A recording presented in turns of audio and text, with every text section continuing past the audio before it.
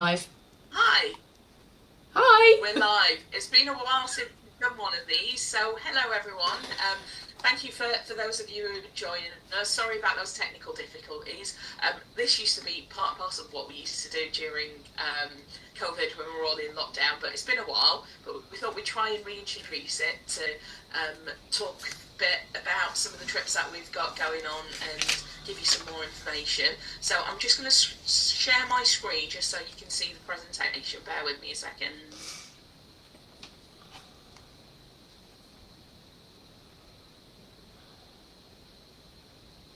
Lovely. So you guys should, in theory, be able to see the slides that we're talking about. So today, Ali and I are going to be talking about one of our favourite destinations, the Sahara Trek. But this trip's a little bit special because we're going to be running it over the New Year holiday. So you'll be able to ring in the New Year from the middle of the Sahara Desert. So going straight into it, I just wanted to touch base on our health and safety assurance. This is something we do for all of our trips now. It's essentially just to let you know that we follow the advice of the FCDO. If the government tells us it's not safe for us to travel to a certain destination, we will not go there. We'll never operate a trip in an area where there's a clear and present risk to any of our team members, whether that be to health outbreaks, which we're all used to by now, political instability, natural disasters, or anything else. If there's any travel restrictions, either in Morocco or here in the UK, that will prevent that safe travel, we'll look to either postpone or cancel the trip at no cost to you. So, moving swiftly on, the trip at a glance. Essentially, you'll be trekking around 50 kilometres in the Moroccan Sahara, spending New Year's Eve and New Year's Day in the Sahara with your team and our local Berbers. It's going to be a fantastic experience, and I'm really excited about this one. The Sahara Trek wasn't fab enough as it is. To be able to do it over New Year is just something else.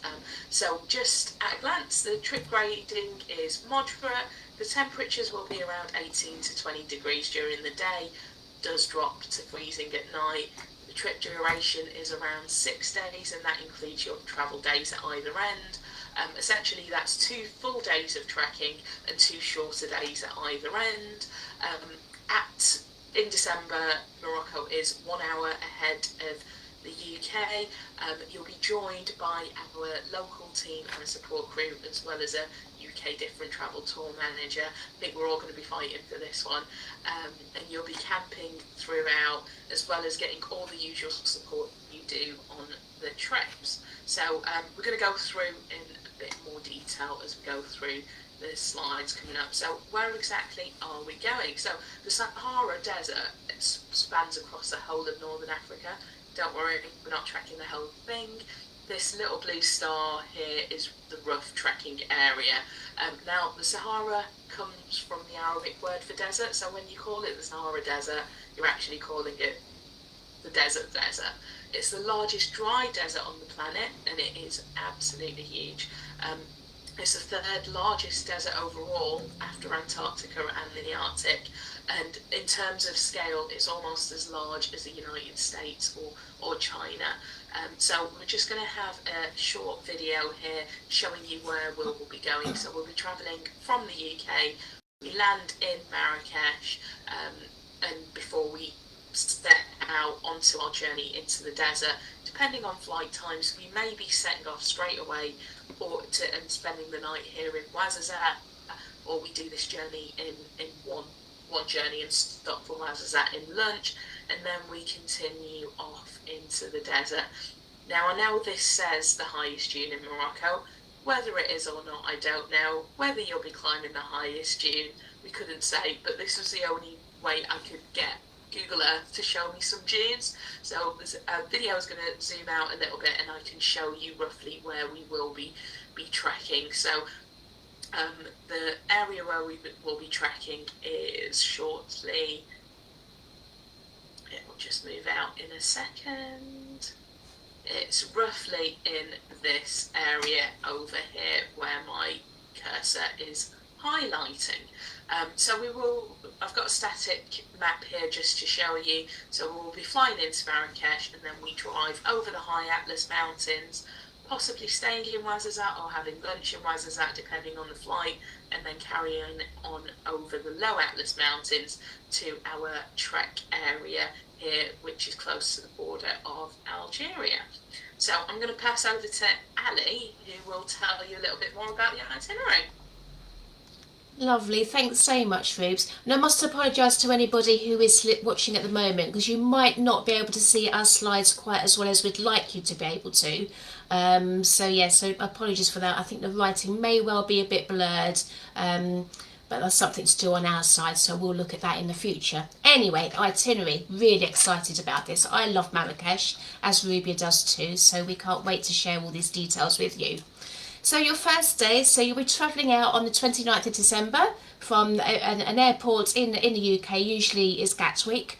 We'll fly to Marrakesh, where we'll be met by our guide, and we'll transfer to, depending on the flight timings, as Ruby's just said, we'll either transfer to a hotel in Marrakesh for the night, or we'll start our onward journey to Ouarzazate, which is about a 4 or 5 hour drive if we are starting that journey today. So following on day 2, the 30th of December, getting very closer to New Year now. If we're staying in Marrakesh, we will set off quite early, and we'll cross the Atlas Mountains and we'll follow caravan routes into the desert. We'll stop for lunch in Ouarzazate on the way. The journey time is about 9 hours overall. It is a really long journey, but it is broken down into short stops. So every couple of hours there'll be a shorter stop with a longer stop for lunch. If we are starting in Ouarzazate, then the journey into the desert will be a bit shorter, and that would be about 4 to 5 hours. But again, you'll have a couple of stops, so it doesn't feel quite so long. So this afternoon we'll arrive in the desert, and we'll start our trek into the desert, and we'll stop overnight at our camp for our first night under the stars of the Sahara. So this is one of my pictures, isn't it, Ali? Yes. This was one of the first pictures I took when we arrived in the desert. So when we say you're trekking in the desert, we mean it. It's incredible. The picture doesn't do it any justice whatsoever. But we just wanted to kind of show you the views that you will be treated to as soon as you arrive there. This was taken on day 1, very close to camp, and I can't wait to go back. It really doesn't do it any justice, does it, Ali? No, not at all. No, that's a really good picture, and it's great because you can actually see some clouds in the sky as well, so it's not all hot sun. You will get some varied weather conditions, as Rubes will, I'm sure she can share some stories with you. Oh, absolutely. So accommodation. So we will be camping throughout the trekking, and we'll spend 2 nights in hotels and 2 nights camping in tents, and perhaps even under the stars, weather permitting. It will be colder at that time of the year, but if you do get the opportunity to sleep under the stars, highly recommend it. The sky is incredible. You'll be sharing those tents, 2 to a tent, and we stay in hotels on either side of the trip as well. So all the hotels are twin share and ensuite facilities. There are some single supplements available if you would prefer to have a room or tent to yourself. Just make a note of it on your booking form and we'll see what you can do. You will need to bring a sleeping bag and sleeping bag liner, but a tent and compressed foam sleeping mat is provided, and it's quite comfortable. It's not as uncomfortable as you initially think it is. We're all in the same boat. We all, it's all part of the challenge and the adventure as well. And this is a basic camp setup. So you have the big blue tents, which is where you'll be sleeping. You have your mess tent and your toilet tent over there, which we'll talk about the bathrooms a little bit later. Back to you, Ali. Lovely, thanks, Rubes. Yeah, the toilet tent is always a good source of discussion when you're on a trek. Okie doke. So carrying on with the itinerary. So this is where you'll be spending your New Year. So 31st of December. So these 2 days, 31st of December and the 1st of January, wow, going into another new year. It's going so quick these years at the moment. So the trek will continue for 2 further days, and you'll cover around 20 kilometres per day. So as you know, this is a New Year trek. So the 31st of December, that is obviously it's New Year's Eve going into New Year's Day. It's worth highlighting that although you probably will want to drink some alcohol, we will not be providing that for you. So if you do want to bring some, you will need to bring some. However, do bear in mind it will be hot. Do you really want to drink warm beer? Probably not. Bottles of Prosecco, they'll probably pop in the desert as well anyway. But it is also worth reminding that if you do drink excessive alcohol, it is likely to lead to dehydration too. So where we don't want to scare you off from having a drink, you are more than welcome to have a drink or two. Just be really careful about how you manage that. Okay. So during a trek, you'll walk through varied landscape and you'll learn the importance of respecting the forces of nature in the desert. So it is very varied. The weather is very varied as well at the moment, we're finding. So you'll be with other trekkers and you'll have the support team for company. Each day you'll walk at the pace of the camels, and on the last day they probably will walk with you to your end stop. You'll pass dunes, naturally, because you're in a desert, that's what you would expect to see. The occasional oasis, a mile after mile of natural beauty. We cannot understate how beautiful it is out there. You're standing on the top of a dune and you're looking for miles into the vastness of the desert. It's absolutely stunning. And you'll feel like you're a million miles away from daily life in the UK. So as we've touched on already, so you'll cover an average of 15 to 20 kilometres per day. It will vary. It will depend on the group that you're with. Some of you might be fast walkers, you might be slower walkers. We will walk at your pace. And as the trek progresses, the Berbers will show you how they live at how Sahara, how people live in the Sahara, and how from cooking to sleeping under the stars. And you're reading a magnificent Sahara night sky too. The night sky is absolutely stunning with it. We'll show you a picture in a moment of of what the sky could look like. Yeah, so New Year's Eve, we'll just touch on that again briefly. So you're away from the trappings of real life. So you're, as I said, you'll feel like you're a million miles away from anywhere else. And you'll spend New Year's Eve sat around a campfire with your teammates and your guides for a celebration like no other. It will be very different out there to what we're used to in the UK. And you may prefer to sleep on your mattress out of the tent under the stars tonight and just really take it all in, absorb everything that is around you. And again, that's the stunning night sky. Rubes, was this one of your pictures? Of the night sky? Yeah. Or of the camp? The night sky. Oh, I think this may be someone from my group a few weeks ago. Oh, okay. So it is absolutely stunning. You can watch the shooting stars flying across the sky. You can try counting how many stars are in the sky. You would lose count very quickly. But it's really lovely to be able to fall asleep under this big black sky with all the stars lighting the way. And there really is no other light out there apart from those stars. It was really fascinating because it was quite bright. In the sense we were quite close to a full moon, so the moon had lit up the stars, and to still be able to see so many stars even with that bright moon, it was incredible. And it was really difficult to pick out the constellations because there were more stars than you're used to. So even a constellation like Orion, it was hard to find it because there was just so much more stars around it. It's honestly incredible. And again, this photo doesn't do it any justice. Oh, they really don't. No, unless you've got a really expensive good camera, you can't capture the sky in its beauty while you're out there. This was taken on a mobile phone. Yeah, so the fact that you can still get it looking like this on a mobile phone. Oh, absolutely. It just shows how much. Yeah, just shows how much mobile phones have progressed actually in terms of taking photos, doesn't it? Exactly. Okie doke. So do you want to tell us a little bit about the daily routine, Anna? Yeah, absolutely. So your daily routines, obviously you're going to want to be knowing what you're going to do while you're out there. So you'll start off the top left-hand corner here as your view from your tent. Absolutely beautiful. You can watch the sunrise, or you can nip out onto the dune and watch the sunrise. And then you'll start off with some tea in the morning. You'll have your breakfast on the right-hand side here. And then you'll carry on, you'll start your trek, and you'll probably walk along a scene like this. I'm sure I recognise that dune. I've seen that a few times over the past few years. I think that was from one of your trips, Alex. Oh, was it one of my trips? I think the photo Yes. Oh, it could well be actually. It's a good photo. And then in the middle there, we'll stop for lunch. And the lunchtime, because it does get quite hot in the desert, even in the new year, it will still be fairly warm out there. So we'll stop for a good couple of hours, we'll have lunch, and then there'll be a chance to relax, air your feet because they might be a bit warm, take your boots off. There's a chance to kick back and relax a bit, really, away from the heat of the afternoon sky there. And then you'll start back on your walk I again. think Go on then, sorry, Rubes.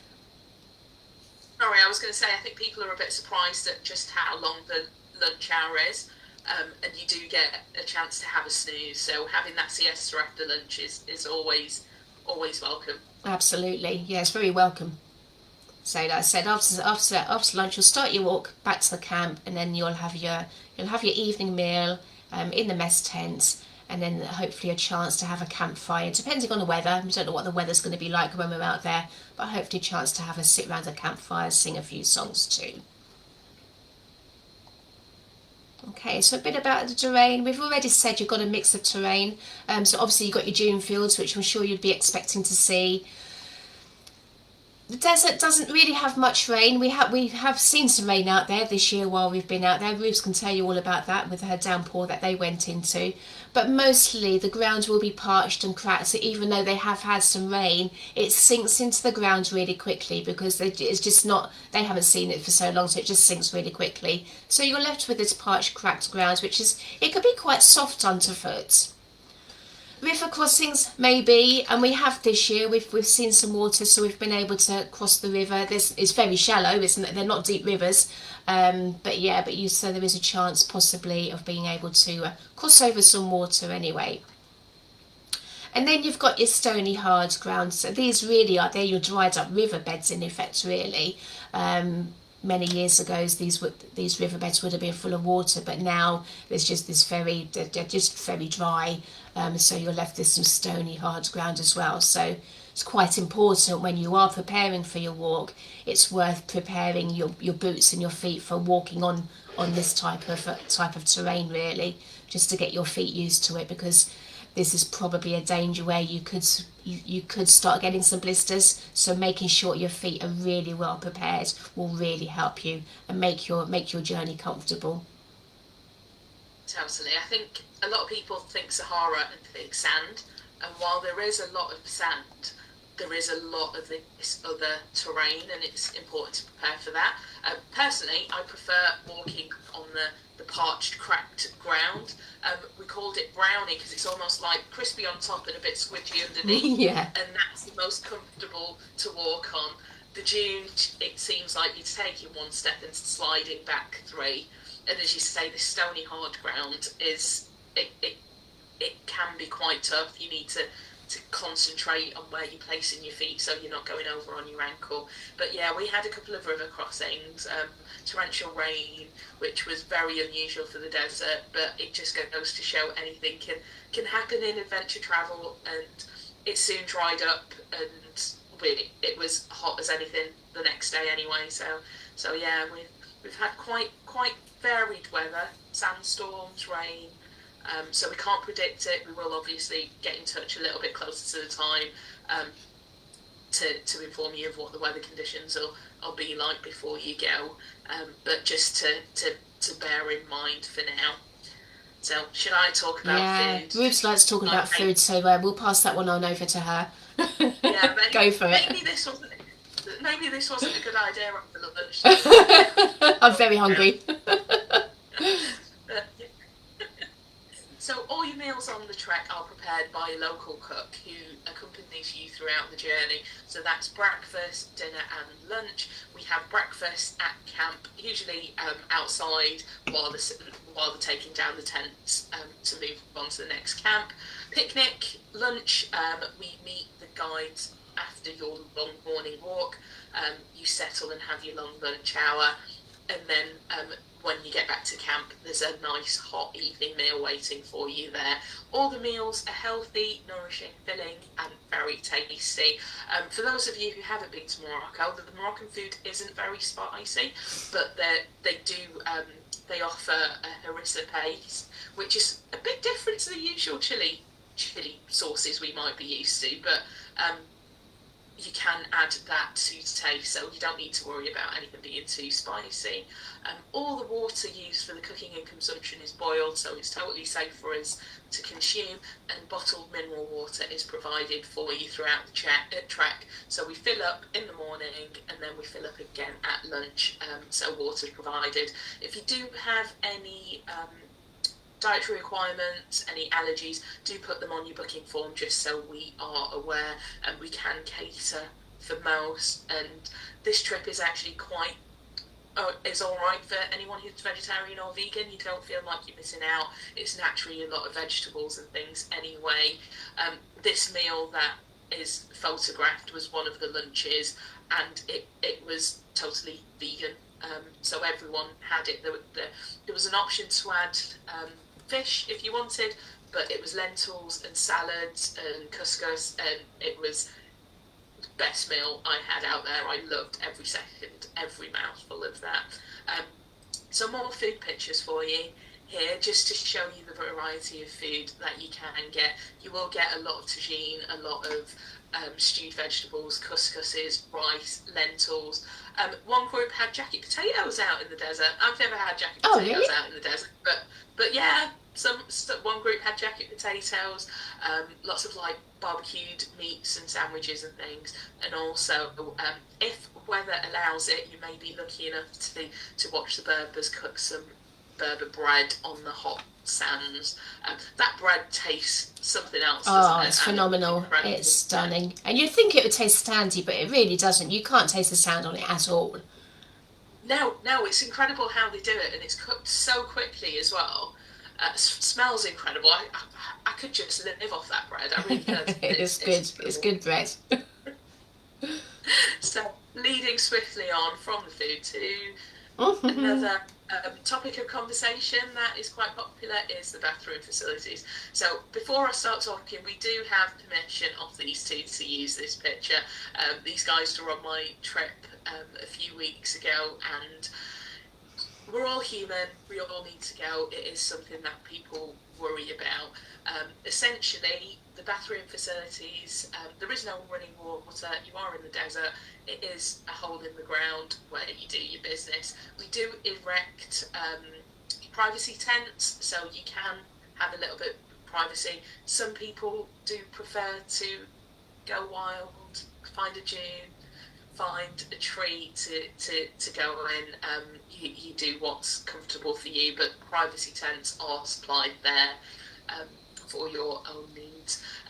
We ask you to bring your own toilet paper, but also bring some nappy sacks with you just to take away your rubbish. At the end of the day, there's usually big bins by the toilet tents, and the guides will dispose of that. Our local teams will dispose of that for you suitably. There is no running water, so you will have to use hand sanitizer. We do provide buckets of water to wash your hands before meals, but we're all used to using sanitizer these days, so do bring your own hand sanitizer. We provide some there as well. And obviously there are no showers, so you will need to bring some wipes to kind of have a baby wipe shower to wipe yourself down at the end of the night as well.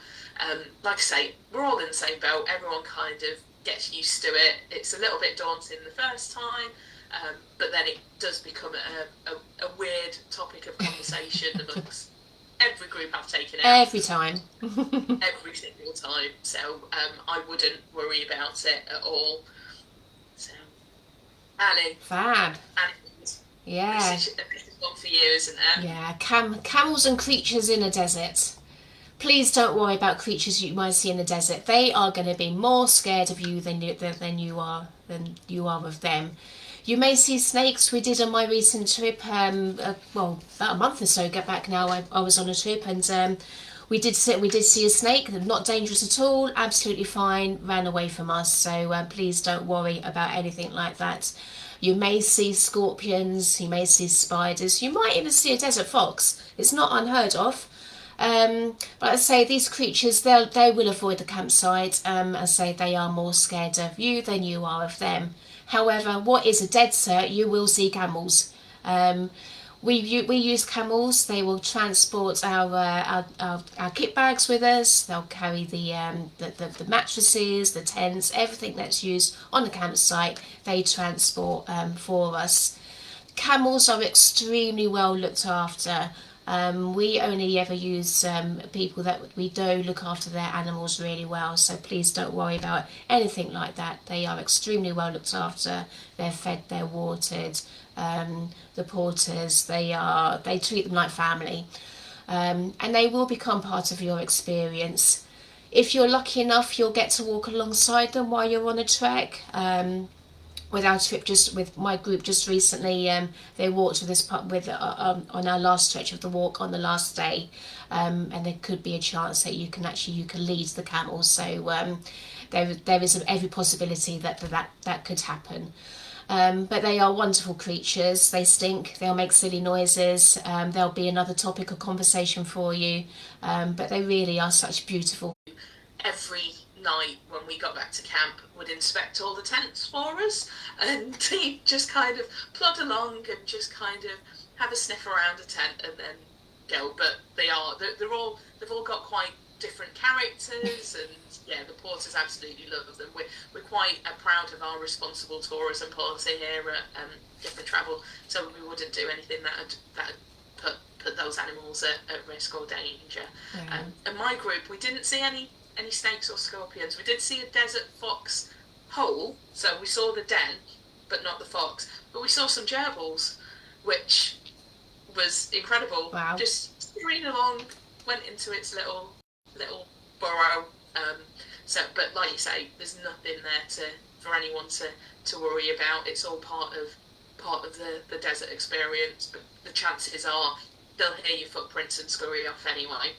Yeah, absolutely. And another thing about camels as well, some of them are really beautiful. They have really long eyelashes, and they're quite open to have a selfie with you. They actually, I think a lot of them, they quite enjoy having a selfie. There's a few who'll stomp around and they'll turn their back on you, but there are some really beautiful camels out there, and I think they actually know it too. Yes. Some of them, you know, they're posing. There's just one camel every night. He'd just stand towards the zoo. June, so it's silhouetted against the sunset for me. And I'm like, poser knows, he knows we're taking pictures. Yeah, I think. Sorry, and our colleague Liv, she's got a really good photo of a selfie with a beautiful camel as well. So she's got that on her signature block. So if you ever have communication with her, then you'll see that camel with her posing quite well. Absolutely. Okie doke then. Right, so then moving on to the itinerary again. So Thursday, 2nd of January. So we'll be leaving the Sahara. It's quite sad. It can be quite emotional when you're saying goodbye to everybody. So it's the final part of your trek. So it is a short walk from camp to a small village. It's usually Uledris, absolutely beautiful little village. So you'll say goodbye to your team of your camels and the Berbers. So it can be quite emotional because they've done so much for you over like the past 2 or so days. So you do form quite a strong attachment with these people. And then we'll take the long journey back to Marrakesh. So this will be done in one long journey, so around 8 to 9 hours. And it's a long drive as well anyway, because there are some roadworks that are happening at the moment, and they're doing really well with them. The road is absolutely amazing. So that's hence why it is a bit of a longer drive than it would be normally, because there are some like traffic lights at the moment, pretty much like we experience over here, to be fair. So it is a long journey, but again it will be broken up with periods throughout. It's usually every 2 hours, and I believe it's the legal thing for the drivers out there as well anyway. So and having done long drives myself to Wales from where I am in Cambridge, those breaks are really well needed. And it's good to have a stretch of your legs too. Okay then, so day 6, so depending on your flight times, there could be some time to explore Marrakesh before you leave the hotel to transfer to the airport. If you can and you get time to explore the souks, it really is worth it. And there may even be time the night before, because you'll get back from the desert and we'll all gather together for a celebration dinner, because what you've done is a huge achievement. So we'll all gather together and we'll all celebrate in that. So there may be time that evening to go into the souks as well. it's really worth exploring Marrakesh at night because the sights and the sounds are absolutely stunning. So yeah, very worth doing. But failing that, if you don't want to do it that night, then hopefully there'll be time on the Thursday to have a bit of an explore before you take your flight back. There is an option to extend your stay as well on this trip, which is always quite nice to get a few extra days in Marrakesh. There is obviously additional cost for that. But Marrakesh is just such a barrage of senses, isn't it? The sights, the smells, the noises. I think after spending that time in the desert with just the group in that quiet peace, entering into the madness that is Marrakesh can be a bit of a culture shock, but it's totally worth exploring. Absolutely. There's so much to see. Um, so yeah, if you do want to extend your stay, do let us know. We can give you your hints and tips of what to check out while you're out there as well. Lovely. So over to you, Ruse. Absolutely. So we're just going to go through some frequently asked questions just while we go. So communication. You'd be surprised. There can be some mobile signal and data even in the desert. It does depend on your home network and your roaming capabilities and things. While I was walking up a particularly high dune, my phone started buzzing, so it managed to connect. So don't be surprised if you can, but fortunately that isn't guaranteed just because of the nature of where you are. Our guides do have 24-hour contact with the team on the ground as well, so you don't need to worry about that. I tend to go, when I'm not tour managing, go completely off. What's the word I'm looking for, Ali? When you off go grid? Off grid. Go off grid on the Sahara. No news is good news. There's no Wi-Fi out there in the desert. It's just really nice to kind of be in that moment as well. There is Wi-Fi available at the hotels, but it can be slow and unreliable. So just be wary of that. Travel insurance, you have to arrange this yourself. Different Travel is an unregulated introducer of Campbell Irving. That means we're unregulated, but they are regulated by the Financial Conduct Authority. So they know all of our trips. You can find out more at that link. Get in touch with us. We can send you that link as well. We're not trekking at altitude, so as long as trekking is covered in your insurance policy, you should be okay. Footwear. Trainers are unsuitable. You must bring boots. Boots just offer that extra stability for your ankle on the dunes. People have said, well, can I wear trail runners or walking sandals? We don't recommend it because you can get sand in your boots, causes rubbing, you get more blisters. So walking boots, your normal walking boots, as long as they're lightweight and breathable, you should be fine. Age limit. Lower age limit is 18, 16 or 17 if accompanied by a parent or guardian. If there is anyone 16 or 17 you want to bring family along, do get in touch with us and let us know that you're doing so. There is no upper age limit. We have people well into their 70s, 80s doing our treks, so age shouldn't be a barrier for doing this challenge whatsoever. If you've got a medical problem, we're not medically trained, so we can't actually give you direct advice, but do speak to your own GP for a consultation to see if they think you're okay to go on the trek. All medical conditions have to be declared on your booking form, just so we know how to keep you safe should something happen. And if necessary, we may request a form from your GP just to confirm that it's okay for you to travel with us. So how tough is it? This trek is graded as moderately challenging for someone with good level of fitness. There are a number of factors that could make the trip challenging. So you will be carrying your own backpack, which weighs around 6 to 8 kilograms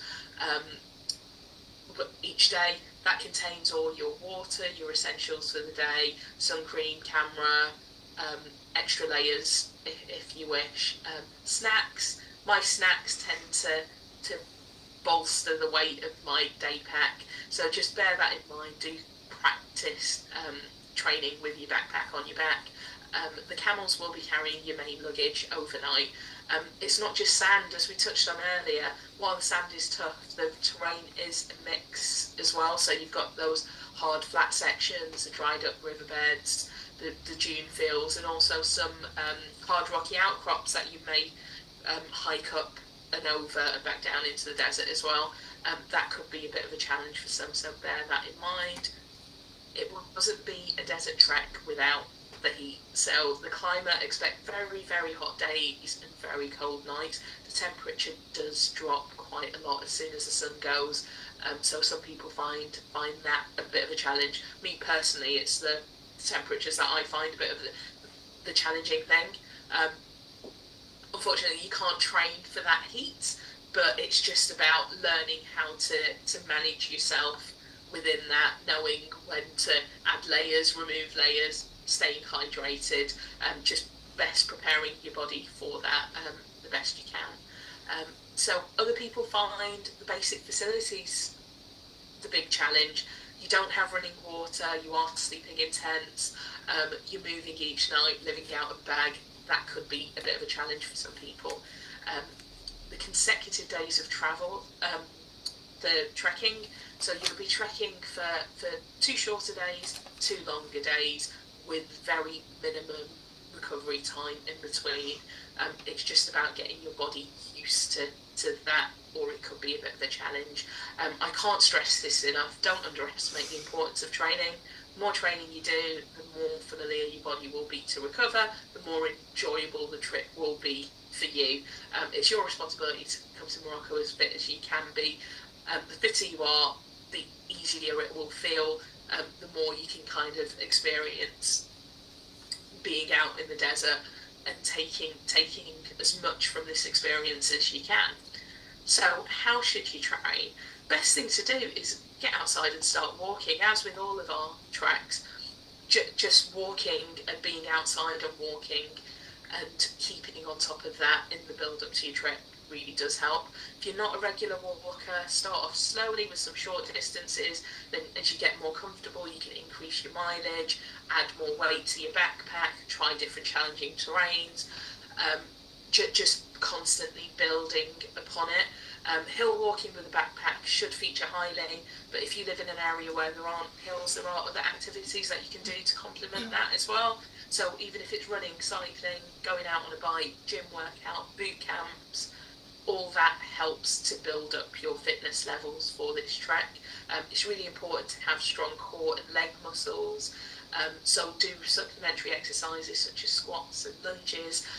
All of that will help, but also active recovery, Pilates and yoga, and doing those less impactful exercises will help make your muscles and your tendons work to the best of their abilities. You do get a training tips guide with once you book as well, so you can have plenty of hints and tips on there, and do have a look at some previous Facebook Lives that we've recorded. We've got a few of them about how to train and how to get the most out of your training. They'll be on Facebook there for you to have a look at. But like it says there, do take your training seriously and get as fit as you can be, so you can get the most out of this challenge. So, Ali, how's your training going? When's your next trek? Oh, so my spring now. Yeah, so my next one, well, it's in May now, so mine's slightly different because I'm doing tuk-tuks, so I won't have the trekking element of that. So, hopefully, fingers crossed, I'm heading out to Madagascar this time next year, and I know I need to get my training in for that one. So, because that is not quite at altitude, but it's getting near on there. So, we've got a team out there at the moment, and I've seen some of the photos that have come back, but I enjoy walking, but I do. I'm a member of a circuit training group in where I live in my village. So I go there 2 or 3 times a week, which is really helps me actually, because that really helps with my core, because I have quite a weak back. So it's really good to help me build up my strength and my stamina. We're doing some short bursts of circuits and lunges and me. Med ball slams, which I love at the moment. They're quite cathartic. So. So yeah, I like a good circuit routine for me. Any weight around. I can pretend. Can pretend with those. Yeah. My next trip's a bit early on in the season. I think I'm the first one out You going out in are. February. Yeah. So it's not going to. We don't rest on our laurels here. The training will continue over the festive period just to stay on top of it.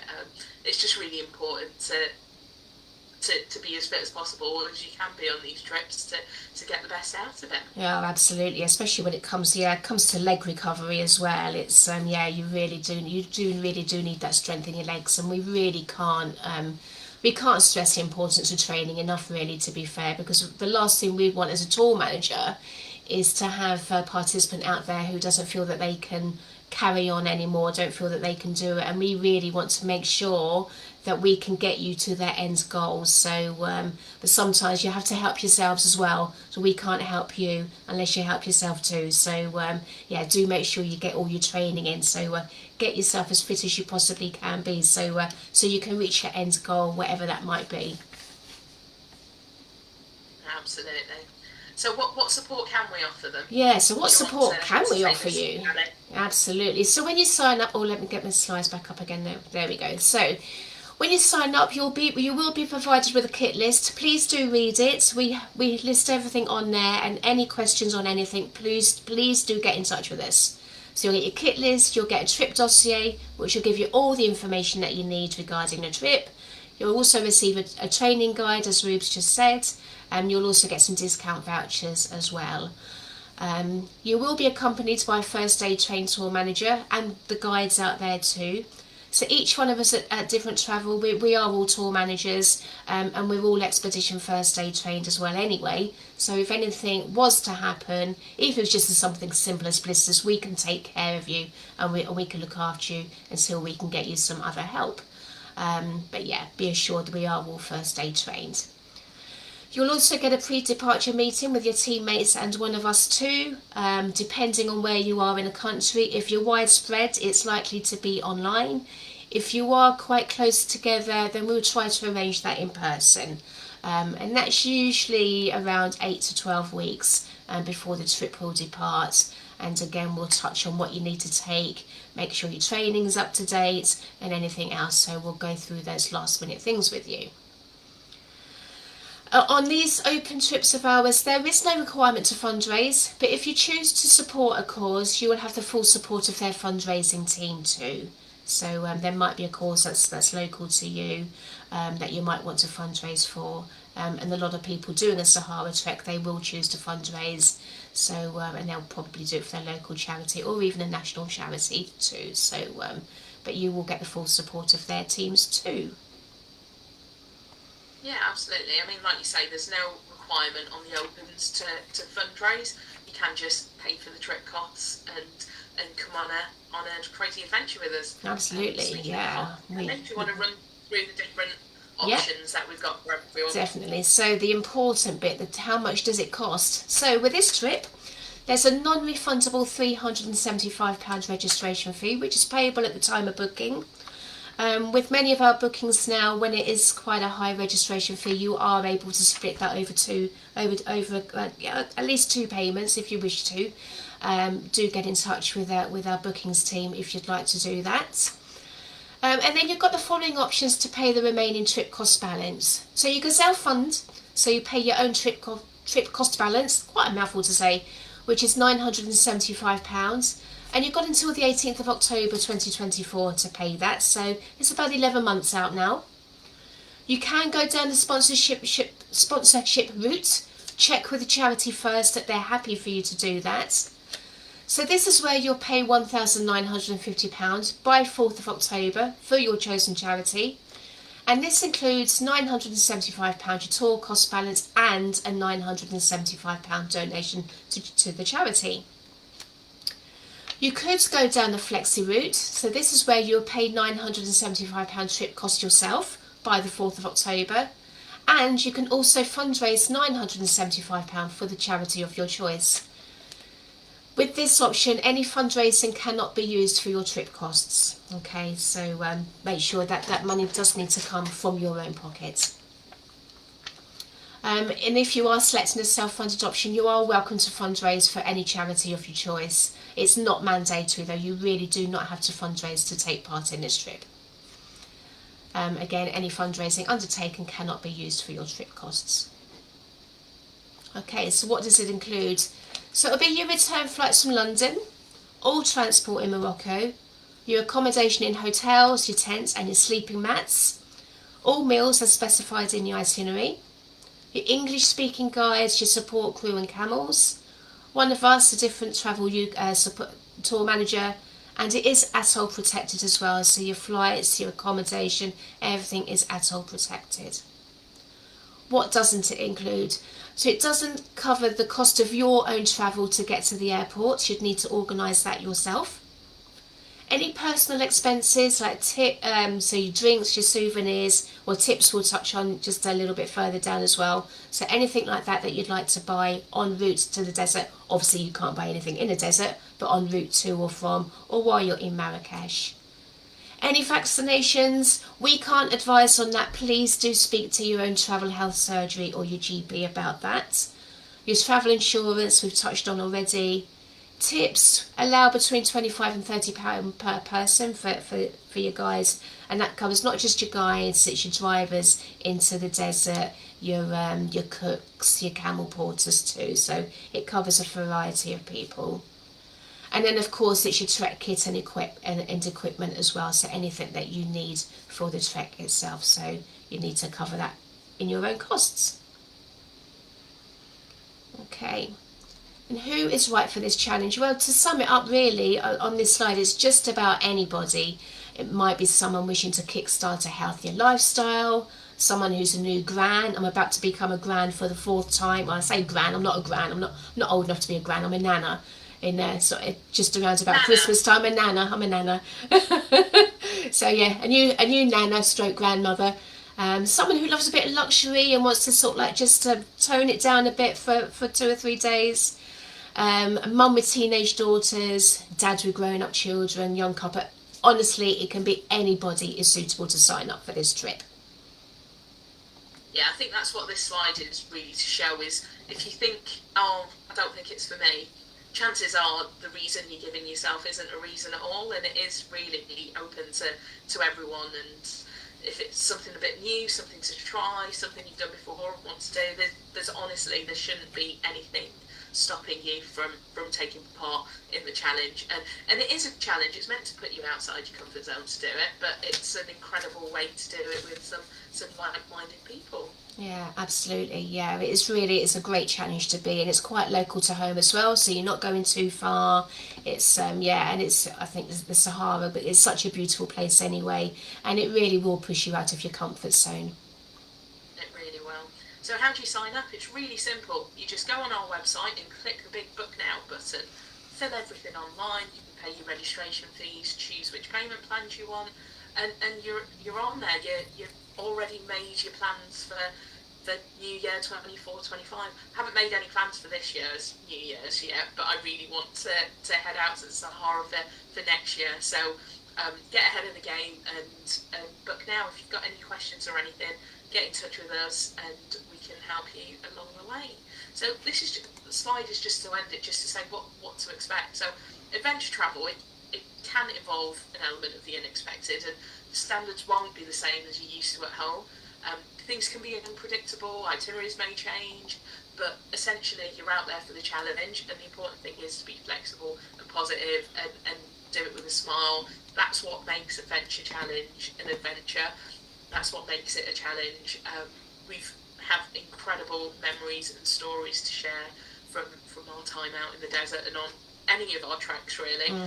But I think Sahara has a special place in all of our hearts here at TVTC. We all just love it and can't wait to get out there again. So I'm just going to stop sharing. So thank you very much for joining us today. If you've got any questions or you'd like some more information, do drop us an email at info@different-travel.com and Ali or I will respond to that. And yeah, thank you for joining us. Lovely. Thanks ever so much. It's been a pleasure talking to you all, and hopefully we've inspired you to spend your New Year's somewhere completely different.